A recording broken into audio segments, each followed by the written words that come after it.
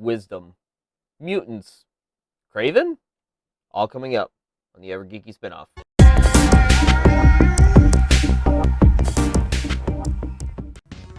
What is up, everybody? Garrett back with the Ever Geeky spinoff, part of OddPods Media, and got some updates with the whole setup thing. I found out that I have a lapel mic that came with my podcast soundboard from whenever I bought it, like 3-4 years ago. At this point, who even remembers at this point?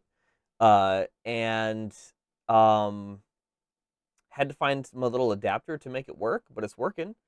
And it's much easier to just talk like this and just have all the audio just come in instead of trying to have to lean over to my microphone and make sure it's picking it up properly, because the microphone that I have that came with my soundboard, I don't want to have to like hold it. I don't want to have to like move it around. I just want to be able to talk freely because I'm very expressive with my body, and I just want to be able to do these shows to the best of my ability. And if that means not having to look like a moron leaning over a microphone and I can just use this, then that's what we're going to do.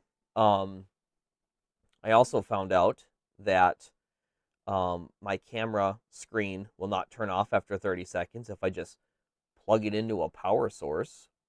Who would have thought? You just give it constant power and it won't try to conserve it. So that's problem number 2 solved. The third problem that I have, or had, was when I was doing this the first time a couple weeks ago, using my video capture card. I didn't have a long enough cable for it, so I literally had my camera sitting on my desk right here, and had it kind of aimed down at my face, and it wasn't a great spot for it. So I found a USB extension cable and figured I'd give it a shot, and here we go. Now I've got my camera set up over here so you can kind of catch more of my cool geeky background. You can see my cool shirt that I'm wearing today because you are Knuff, baby. And I'm also, I know I've probably talked about this before with Frankie on the main show, but I've got my hat on. Hopefully the camera's focusing in on that. I love this hat. They're not a sponsor, but Dad Brand, they have some of the coolest stuff out there. So make sure you, like, if you're looking for a hat like this or some cool shirts or other kind of dad accessories, if you're a dad or a grandpapa like myself, make sure you go check them out. But today's show is going to be awesome. So after all this whole setup, I've added a couple other things so I can even do stuff like this. Huge success. Cool. I got a soundboard that's just right here that I could use anytime I want to do it, and it's great. But we have got to get talking about things. I don't want to waste too much time, and let's jump into this. So the first thing that I have got for you is, I'm kind of surprised that I didn't check this out when it first happened. Maybe it was because I was saving it for the Geek Show. I don't quite remember why I didn't look at this. My brain's telling me you just kind of forgot about it, Garrett. But this is like the actual trailer for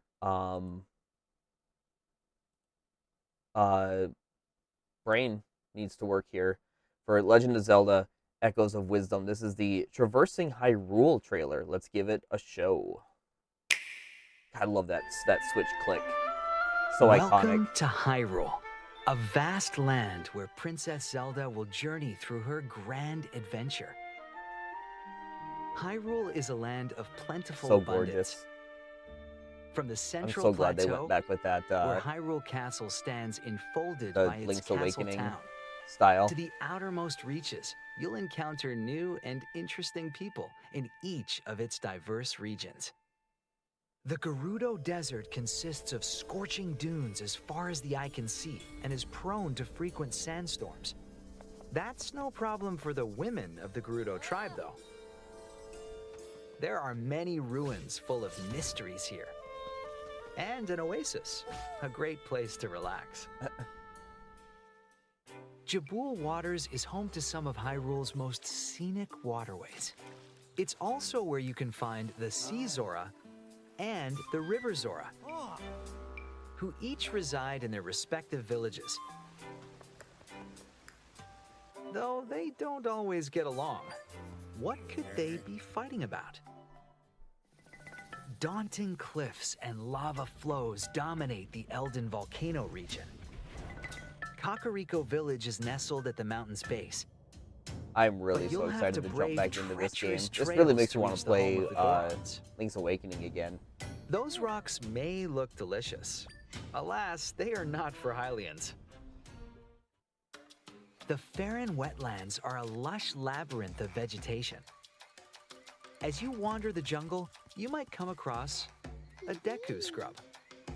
Oh, I Rumor miss the has Deku it scrubs. these peculiar creatures have a voracious sweet tooth. During your travels, you're likely to encounter people dealing with problems great and They small. have quests now too? Keep track of quests by browsing your adventure log whenever you'd like. Same layout as Helping Tears people of with the their Kingdom and troubles Breath of is the a Wild. big That's cool. part of your journey, and wise heroes are often rewarded for their good deeds.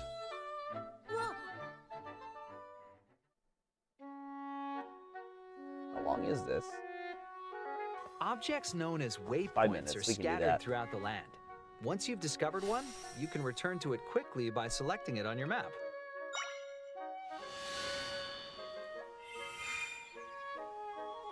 Even with the benefit of fast travel, getting around Hyrule can prove challenging. At times like these, why walk when you can ride? Gallop right over weaker enemies to send them flying, and hop over small obstacles with ease. Once you learn to make a carrot echo, you'll be able to call upon your trusty steed from anywhere in the overworld. That's so cool. As you explore, you may come across smoothie shops manned by business scrubs. Here you can blend the ingredients you've collected into delicious drinks. Smoothies have different effects based on the ingredients you choose. They're sure to come in handy during your travels. You can also equip outfits and accessories to enhance your abilities. And to look fashionable, obviously.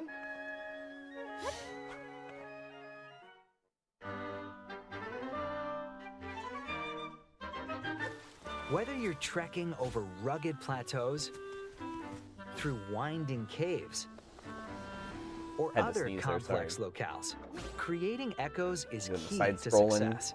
But sometimes they may not be enough. A huge boulder like this cannot be learned as an echo, and your other echoes won't move it either. For obstacles like these, Tri has got you covered with the power of Bind. Use it to make even a massive boulder follow Zelda's movement. Cool. Bind can help you unearth buried treasure, Nice. or even reposition troublesome enemies.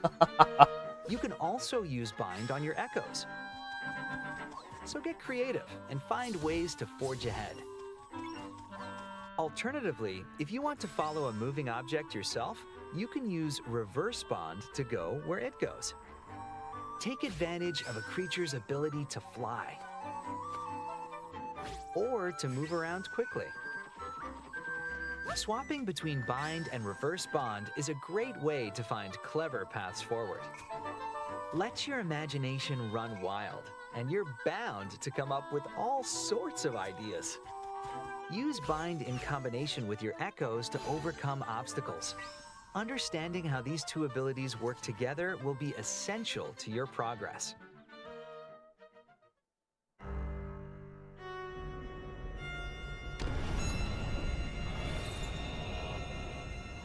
Mysterious rifts are overtaking Hyrule.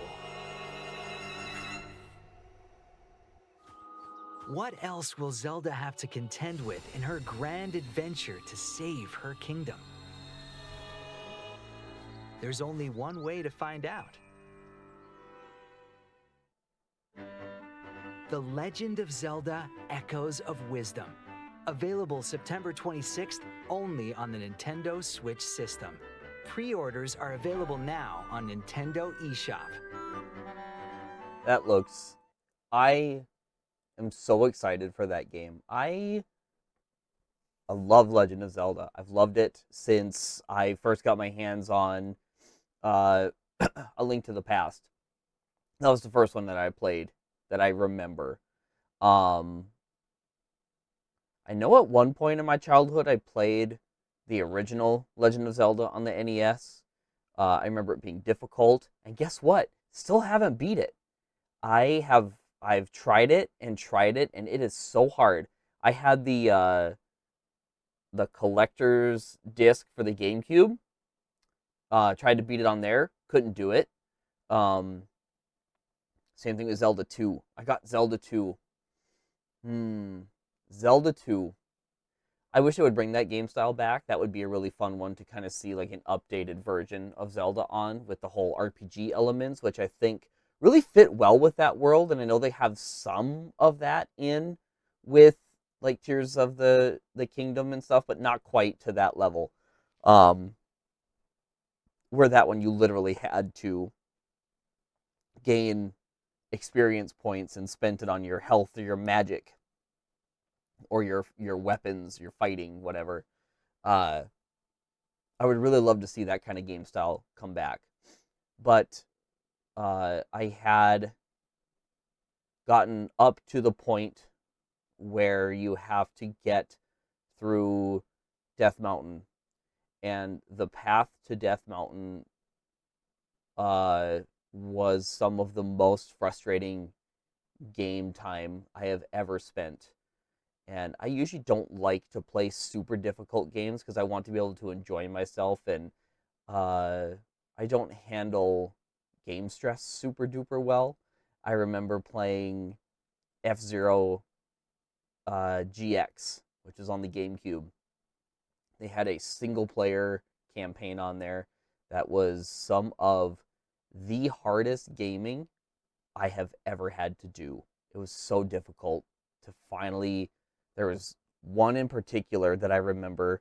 You had to drive your vehicle through this twisty, turny track that had dirt patches and stuff on it, but you had to go like above 600 miles per hour or something at all times. If you slowed down, you lost it, and then you had to start all over. And the amount of times that you would be doing it, and you'd get like, you know, that when you're like gaming and you just like really get into it, you're just like focused and you're like all tense and you're just trying to pay attention to things.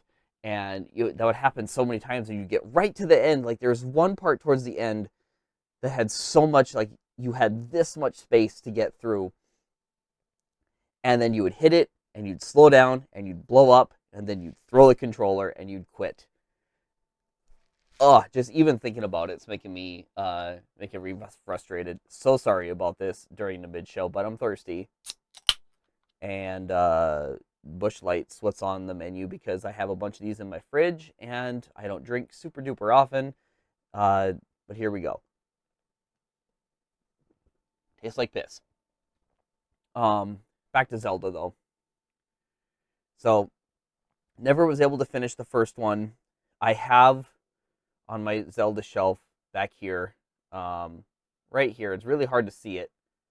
Right behind my finger. I'm really not good at this whole like pointing behind me thing. Right here is the Game & Watch Legend of Zelda. Also have it on the Switch Online, which is nice. You have the saves to do it because I truly don't think I could do it without it. I don't know how people beat games back in the day.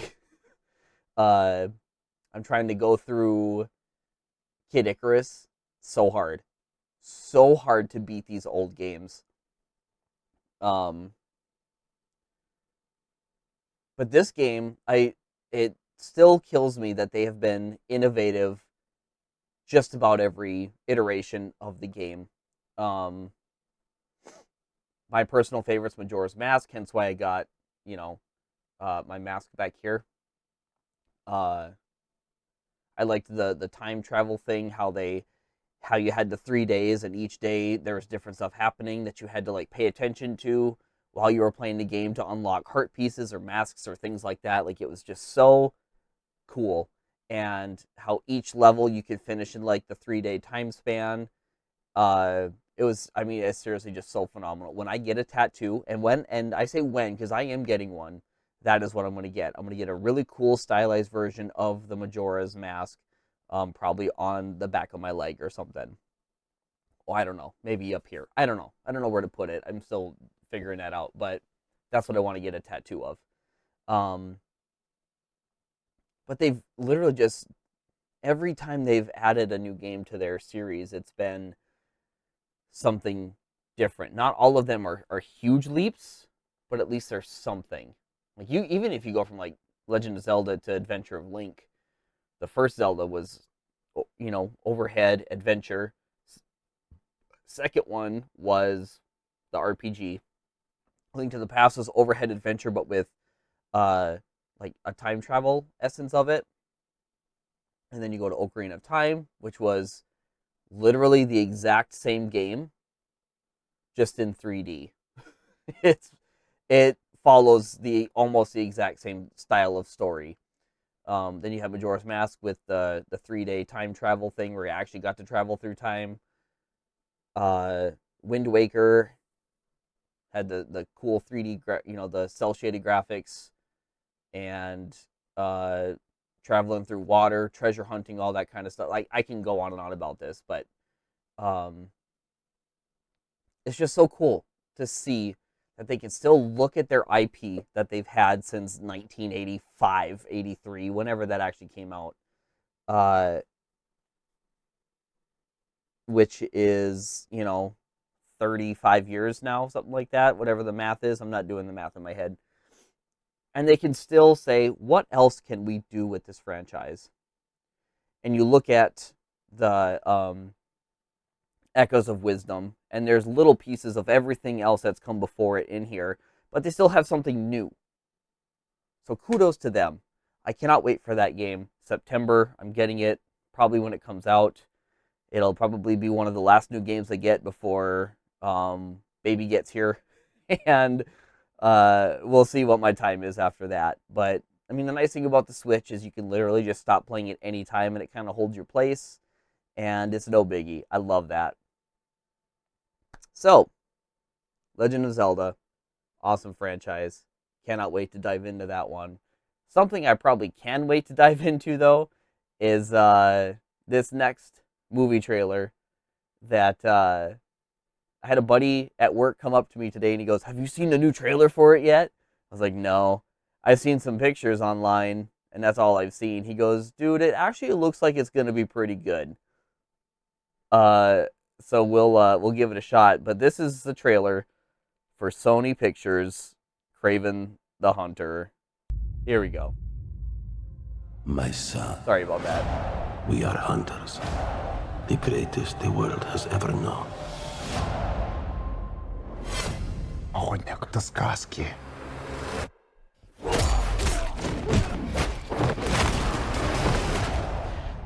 Каждый сказки есть правда.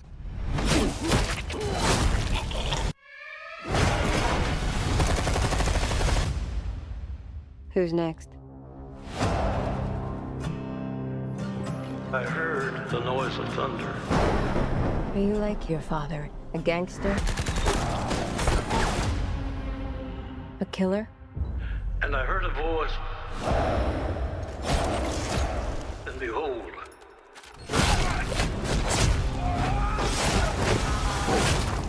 hell followed Damn. him. There's a man going round taking names, My son, and he decides who to free and who to blame. there's an animal stronger than you can imagine. The hairs on your arm will stand up. Tell me about this hunter. Some are born and some are died. Once you're on his list, there's only one way off.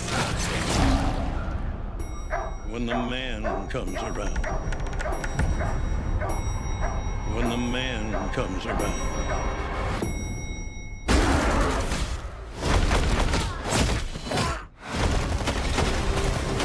Whoever is unjust, You think you're some kind of honor? Some kind of code? he'll be unjust still. You're just another man Whoever is righteous, hunting for a trophy. let him be righteous still. Just like our father. When the man comes around. When the man comes Embrace who you really are, son.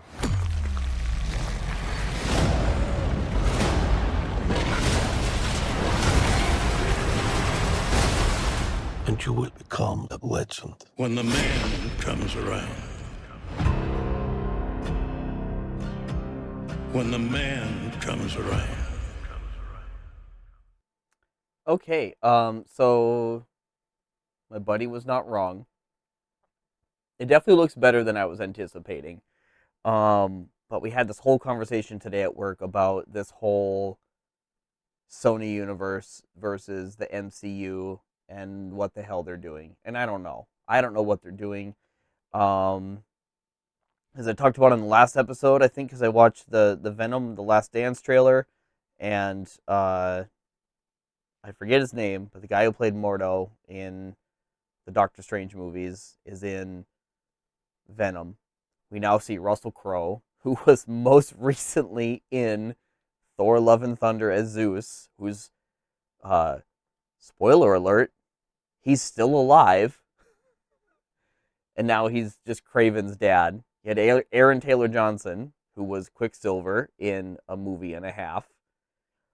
Spoiler alert, he died. Oh, excuse me. And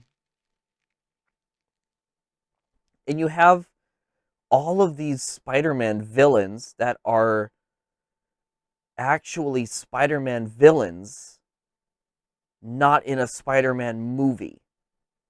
And that's what I don't get. Why are they continuing this? Especially because the fact that Madam Web was trash, the last Venom was trash, Mobius was trash, the first Venom was passable. 3 trashes and a passable, and now you've got another Venom coming out, which looks like trash. This is the best one that they've gotten by far.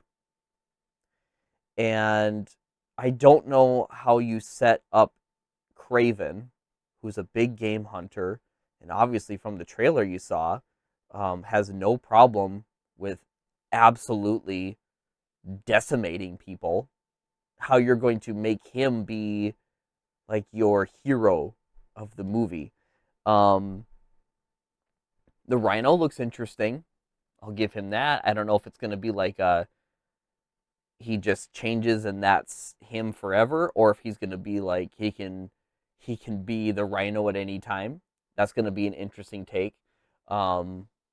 It at least looks more interesting than the huge cybernetic Rhino they had on the Amazing Spider-Man for like 30 seconds with Paul Giamatti with the barbed wire tattooed around his freaking bald head in the big suit. Oh, I loved Andrew Garfield as Spider-Man. I was really hoping that franchise would have taken off because when I saw the first Amazing Spider-Man, I was in love with it. And then Amazing Spider-Man 2 came out. I'm like, what happened? How did you start up here and then you just diarrhea all over the place? Even on like a subsequent rewatch, it's still not great. But at least it was fine. He was great Andrew Garfield was so good. It made me so happy to see him in No Way Home. That was such a cool little surprise to see all of them working together. I've seen a lot of Discord online about people talking about the quality of Spider-Man movies, and I'm kind of shocked that people are holding the MCU Spider-Man movies in such low places, and they say that anything else that came before it is better than those. And I don't get it. It's really hard to judge them between each one because each section of them is so different. It's really hard to compare them properly, I feel. One of these days I'm just going to have to sit down and just go through all of the superhero movies and just talk about them and see how that goes. But what I'm going to do for you now is I have actually been not rewatching. I've been watching some superhero movies that I haven't seen before. Uh, let's go back, do a little back in time, and I'm just going to look this up just so I know exactly when it came out. 2006, X-Men: The Last Stand came out. And I remember watching this movie when it came out, not in theaters, I don't believe. That would have been a home, probably DVD release. And I was unbelievably disappointed with it. And I can't tell you exactly what all it was that disappointed me. All I know was that I remember hating it existing, hating the storyline, hating everything about it. And then at that point, I just gave up. I just gave up on the superhero movies because it's got to be close to around that time when Silver Surfer came out, and that was hot garbage. It was so bad. I remember hating that one too. Not that the first, I mean, I think the first one was entertaining. The second one, because I was excited to see Galactus. You tease Galactus, who's like one of the villains for the Fantastic Four, and then you don't have him. You have a big swirling tornado. No, you can't do that. You can't do that. Nope. Okay. So I didn't watch anything. The next time I saw any kind of X-Men movie, I believe it was the first Deadpool. Because I think the first Deadpool came out, and then I believe it was Logan, and then Deadpool 2. Because Deadpool 2 makes the reference of Logan dying in an R-rated movie or something. I went and saw Deadpool with my brother in theaters and loved it. I saw Logan with one of my best friends, loved it. Almost cried in the theater on that one. And then I saw Deadpool 2 at home. I don't think I went and saw that one in theaters. I think I just bought that one and watched it at home, and it was amazing. Even just rewatched that fairly recently when I was going to take my oldest to go see Deadpool and Wolverine. Still holds up. Still fun. I don't know exactly where I'm going to rank the Deadpools. I think I need to rewatch those first two again, especially since the third one is still kind of fresh. But I didn't see anything. I'd heard good things about some of the newer X-Men movies, but I just didn't care. I was so over that franchise because the quality of anything that wasn't Marvel Studios was disappointing to me. You go back to the first Iron Man and all the movies leading up to then, even the Incredible Hulk was good, even though that was a Universal movie. I think is how that works. Hulk with Eric Bana was, I need to rewatch that one again, but I remember liking it when I first saw it. I don't know how I feel about it now. But anyway, the superhero movies were just all over the place, and you had the Ghost Rider ones, which the first one was good, at least from what I remember. And then I remember watching that second one at home and being just like, what is happening right now? But Nicolas Cage was awesome regardless. So anyway, after getting home from watching Deadpool and Wolverine, I figured it was time, because they're all on Disney Plus now, to just give the rebooted X-Men franchise a chance. So I went online and looked up like what the sequential order is to watch these things, and just started with that. First Class is the first one. And you know what? I liked it. It wasn't great. It wasn't terrible. It definitely had some moments where the pacing felt off. But it still was a very enjoyable superhero movie. It was cool to see the X-Men on screen again. I liked the actors who played the characters. some of the acting was a little stiff, and I've been trying to pay attention to it. And I don't know if it's just how she saw the character, but I honestly feel like Jennifer Lawrence is very robotic with her portrayal of Raven. And I don't know, like I said, I don't know if that's how she's doing the character. I don't remember how Rebecca Romijn portrayed her when she was the original, cast for that. Boy, this beer is just like stirring up.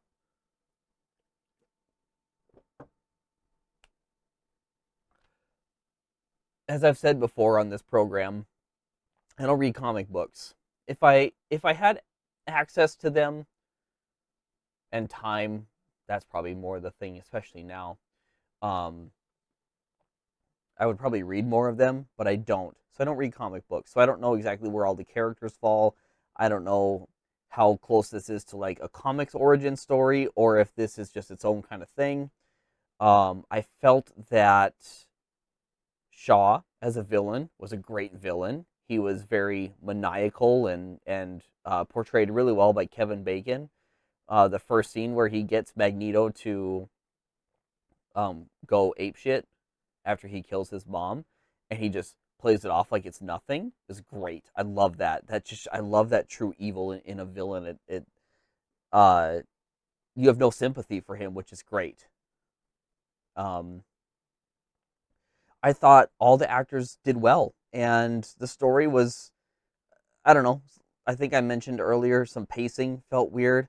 The friendship between Charles and Eric seemed rushed to me, and I could be wrong. Maybe I missed a bit where after they kind of teamed up, it just felt like it was rushed, because when Charles helped Eric in the water from drowning, trying to catch the sub, it didn't seem like there was much time between that happening and like the end of the movie. And maybe I missed something, but it just felt like it was a little too quick. And I don't know exactly how all the superpower stuff works. And I know they had the workaround with Beast taking that serum to like retain his human form. I feel like that was kind of a cop-out though, because I like Beast as a character, and it would have been cool to see him just there all the time, fully beasted out. And that carries on through the other movies. But I'm honestly a little disappointed in myself that I sat on these movies and didn't watch them forever, just because I was so over how the other studios were doing it. And then chronologically, the next one after that, according to the list that I looked at, which I'm not saying is the gospel, it's just one I'm going with, was X-Men Origins Wolverine. And what a turd that movie was, huh? Because I think that one was filmed before they did like First Class and all that. And it just wasn't very good. Had some moments for sure. I don't know how exactly they came to be, in like the comic origin of it, but the way that they did Deadpool in that one, he was cool at first because Ryan Reynolds like knew the character and wanted to do it. You can see bits and pieces of the new Deadpool we have now in this one. Obviously with the PG-13, you can't really do a whole lot, but they made it work for what it was. And then at the end, when they just gave him the little, they took his mouth away, gave him all the superpowers that everyone else had. I don't know if that's exactly how that works, but it was weird. The pacing on that one felt off too. I did like Danny Houston as Stryker. I thought that was a cool choice for him. I love Danny Houston. He's great in whatever I see him in. And of course, Logan, Hugh Jackman was just great. Like, he just really knows how to portray that character. It's not great. It's still watchable. It's not bad, but it's definitely nowhere near what it could have been for being a story focused on Wolverine. Then you had Days of Future Past, which I mean is the best one I've seen so far as far as like the new run of X-Men movies. Days of Future Past was great. And normally I hate time travel, especially in this type of one where, oh, if I go back in time and move my beer to over here, then in the future, my beer is just going to be over here. And they explain that even in like the MCU, that's not how it works because it's now a new decision. And that to me makes more sense than just going back in this timeline to fix something in this timeline. It doesn't work like that as far as I'm concerned. So that and the Sentinel design was so ugly to me. I hated how the Sentinels looked. It very much looked like the Destroyer thing from Thor, and the Destroyer was cool in Thor. Don't like it in this one. And then like the whole storyline just felt very rushed to go from First Class, and now all of a sudden we're in the old X-Men's future, trying to save their future by going into the new past. Little convoluted to me, but it just happened so quick. You know what I mean? Like there was no build up. Where at least in all of the MCU movies, they're little stepping stones up to Infinity War, and there we go. Focus on me again. I got to keep my hands back here, I guess. Stepping stones this way instead of just like, oh, here's First Class, and now we're way over here in Days of Future Past. But Days of Future Past was definitely the best one. Had the better action, had really cool set pieces, had a lot of at stake, just trying to watch when things are happening, a lot of tense moments. All the characters are definitely now feeling more like they should. Best one so far.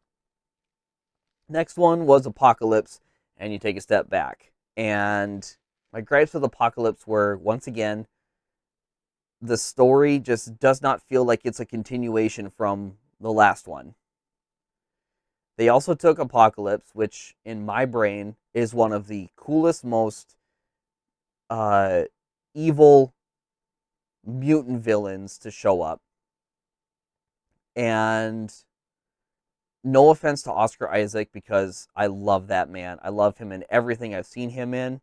And he was fine in this role, but he did not fit the character to me. When I picture Apocalypse, I picture some like 8-foot tall dude with a very like Kratos, like the voice of Kratos from like the new games would have been perfect. Christopher Guest, I think that guy's name is. He would have been such a cool voice for Apocalypse. And more of a intimidating person. But this movie also suffered from just, oh, we got to get to this point. Oh, now we got to get over here. Now we got to get over here. He built his team of the 4 horsemen super quick. It didn't seem like there was a lot of trouble doing that. And then the X-Men just recruited all their team and disposed of Apocalypse with really not a whole lot to hold them back. And that was really frustrating to me, that there wasn't a lot of pushback. It just seemed like I never got the feeling that they were going to lose, ever. And even if I were to like know the outcome, I know how Endgame ends. But Infinity War, even rewatching that, still can bring you into its story where you feel the hopelessness, you feel the loss, you feel the anger, like every emotion is in Infinity War. And you don't get that with this one. And I don't know exactly who to blame that on. It's so tragic, and it happens in the MCU still, where they take a bad guy who is supposed to be just incredible as like a bad guy, and they introduce them, and kill them in the same 2.5-hour movie. I know they have to do that sometimes, but but do that with your weaker run-of-the-mill villains. Like the Dark Elves in Thor in Thor: The Dark World. I don't care. Kill them off right away. They were stupid to begin with. But then you even look at like Quantumania, where they had Kang the Conqueror, who's a conqueror, banished to that land, and more or less he died at the end of Quantumania, which the other Council of Kings said that he is actually dead. Which wasn't all that big a stake because obviously they had the Council of Kings there, and they're just teasing what's to come, hopefully still. But I just wish that Fox would have had the same kind of vision for their movies that Marvel did, because I believe Marvel had the plans for that thing towards the beginning. Not saying it was immediately with Iron Man and Hulk, but they had some thoughts at least. Where it would have been cool to see a build-up to Apocalypse reigning. And then, I haven't finished it yet, but I'm about halfway through watching Dark Phoenix. And this one is even less liked by me than Apocalypse. And here's my issue with this one. It's kind of the same issue as the other one. We're just rushing into this story with no tiebacks to what we've already seen before, even though it's the same cast. And we saw Jean Grey portrayed in Apocalypse, and she does her little attack at the end, and you see the Phoenix. You see the Phoenix, and you're like, oh, that's a tease for that. And they mention none of it in Dark Phoenix. All of a sudden, they go to space to rescue these space people. She gets zapped up with moon dust, which apparently is the dust or the whatever cosmic energy that created the universe. I don't know. The story's kind of hard to follow, and I'm sorry. Her acting is just crap. It's not good. Not that a lot of the cast or the actual heroes in these movies are superb, but she is definitely the weakest by far of any of them. And it's a little disappointing that the Fox X-Men went out with a whimper as opposed to just gracefully bowing out with the Dark Phoenix, which is the second time they've used that storyline in the Marvel, or not in the Marvel, in the X-Men universes, in the third movie for both of them. And weirdly enough, it's possibly the worst one of each set of trilogies. Weird. Maybe once Marvel Studios truly takes over the X-Men and has their own sets, maybe they will do a build-up to the Dark Phoenix. Maybe they just won't use it. I don't know. I don't know what other kind of X-Men storylines they have out there. I don't remember from watching X-Men as a kid or anything like that. But the fact they've used it twice and they've kind of dropped the ball both times is a little telling. But yeah, I'm still disappointed that I did not watch them as they came out. But it still is just disappointing that they're not what they could have been. I'm very happy though that Disney did buy out Fox. if that's what produces higher quality comic book stuff, then so be it. I really wish that they would purchase Sony because, as I said, how do you have all these Spider-Man villains without Spider-Man? It just doesn't make sense to me. You know, I really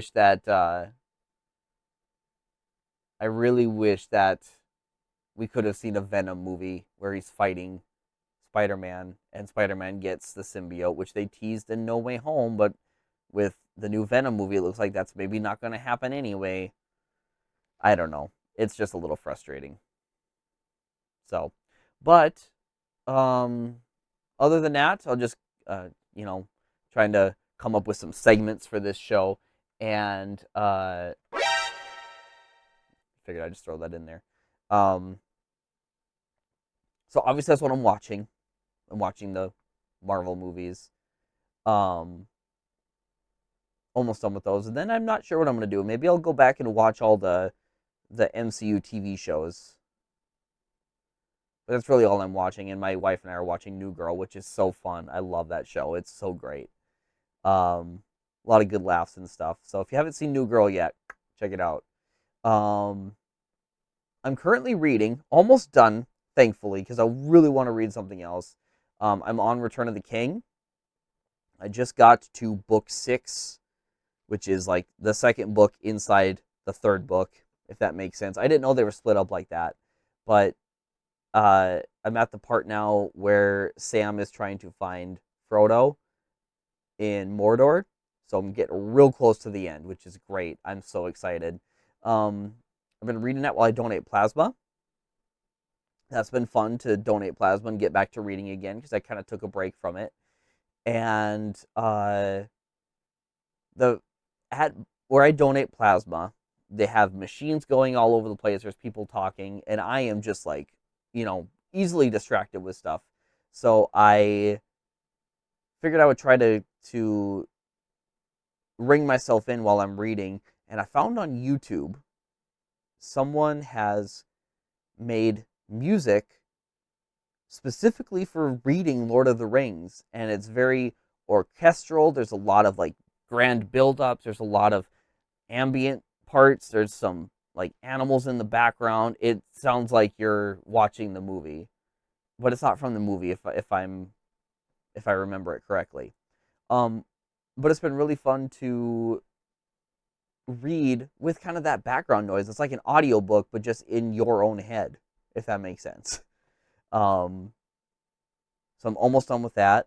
And usually I just leave that book in my car. If I want to read at home, I've been reading Thane, which is a novel written by fellow OddPods Media podcaster Aaron Randolph from BFYTW. It's a very interesting read. I'm enjoying it, taking my time with it. Things are happening quickly, which is nice. It's there's not a lot of downtime in the book. Very fun to read. So make sure if you're interested, you can visit their website. If I remember to put a link in, I will. Linking you to their site, you can look at more of the book. Check it out. It's been a lot of fun. Gaming, I haven't been doing a whole lot of that. I did jump back into Super Mario Odyssey for a while. I just needed a change of pace from Zelda because I've been playing a lot of Tears of the Kingdom.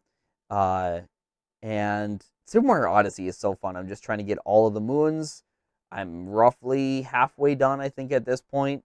And some of those are really hard to find. And I've been using a guide, and I have absolutely zero shame about it because I just want to get all of them so I can finish that game and move on to something else. And I guess last thing, listening. I've been trying to check out a lot of different stuff lately as far as my musical taste. I checked out the new Eminem album, Death of Slim Shady, which was awesome. Still listen to it, still love it. Tech Nine released a Collabos album the same day called Class of Strange Music. That thing kills. There's a lot of good tracks on that one too. I was talking to one of my buddies at work the other day, and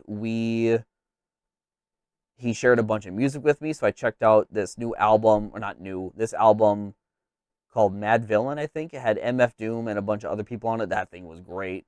So I've been trying to get into that style of rap and checking out new stuff. But I'm always in the mood for new things, so if you have new music, just let me know. And that's it, everybody. This is a fun show. So what is going to happen now is I'm going to do some plugs for everything else. If you enjoyed this show and you want to check out more, I have a podcast with my buddy Frankie. It's the Ever Trending Story. It's wherever you find podcasts. And we are part of OddPods Media Network, which I've mentioned a couple times now. There's a bunch of great shows on there. Make sure you're checking all those guys out. And make sure you subscribed to the YouTube channel here. I'm trying to do more content on here, trying to figure out exactly what to do. Little bits here and there, getting my setup a little better. I hope this microphone sounds good. I'm a little leery on it, so we'll see how it sounds actually when I edit the video. I did find a video editor that I bought a long time ago. I had no idea how to use it. Figured out how to use it. I'm going to see if I can make this process even better. And just leave me your feedback, guys. Good, bad, whatever. I can take constructive criticism as long as you're not a huge dick about it. So, but this has been fun. I love doing this. And appreciate you guys bearing with the main show. I'm hoping to get back to that at some point. And until then, just keep your eyes peeled here on the YouTube channel. See ya.